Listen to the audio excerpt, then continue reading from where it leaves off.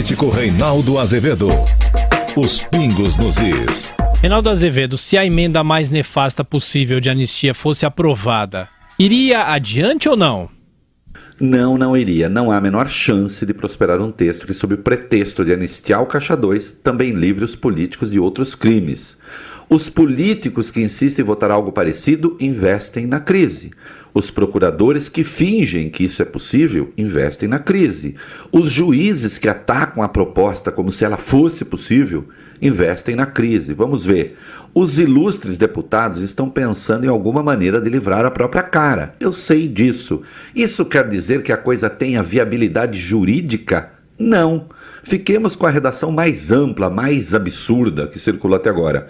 Um texto apócrifo traz a seguinte redação, aspas, não será punível nas esferas penal, civil, lá está escrito civil na verdade, e eleitoral, doação contabilizada, não contabilizada ou não declarada, omitida ou ocultada de bens, valores ou serviços para financiamento de atividade político-partidária ou eleitoral realizada até a data da publicação desta lei. Bem, nesse caso, já nem se cuida mais de Caixa 2, como se ouve. Aí também estaria o Caixa 1. Quem sabe ler percebe que um texto com essas características, se não fosse barrado pelo Supremo, estaria apenas livrando o eventual acusado do crime de lavagem de dinheiro e de falsidade ideológica, numa referência ao artigo 350 do Código Eleitoral. Rodrigo Janot, Deltan Dallagnol, Sérgio Moro, Carlos Fernando dos Santos Lima, os deputados todos e os juridicamente alfabetizados sabem que mesmo um texto absurdo e amplo como esse não livraria a pessoa de ser acusada de corrupção ativa, corrupção passiva, peculato, organização criminosa e por aí afora. Isso se o texto prosperasse, o que eu duvido. Mas vou além. Digamos que essa estrovenga fosse considerada constitucional. Se a força-tarefa, por exemplo, chegar à conclusão de que houve lavagem de dinheiro, um crime tipificado, e se apresentasse as provas, alguém acha sério que esse texto seria capaz de livrar o acusado dessa imputação? É muito comum a expressão diálogo de surdos para designar uma conversa em que as pessoas não se entendem, em que cada uma retoma a palavra a partir de onde parou, ignorando o que o outro disse.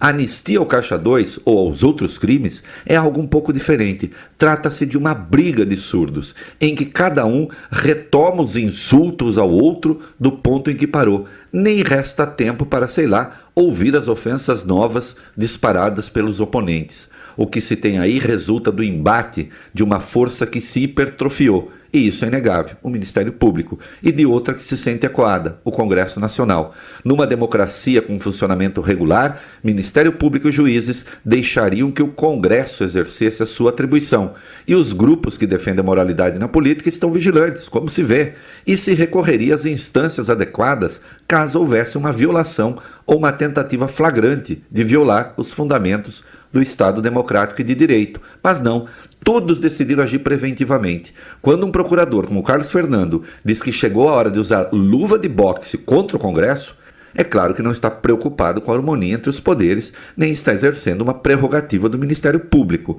Quando deputados decidem legislar apenas para deixar claro que o MPF não manda, também estão agindo de maneira nefasta. Até agora, políticos, procuradores e juízes estão empenhados em apagar incêndio com gasolina.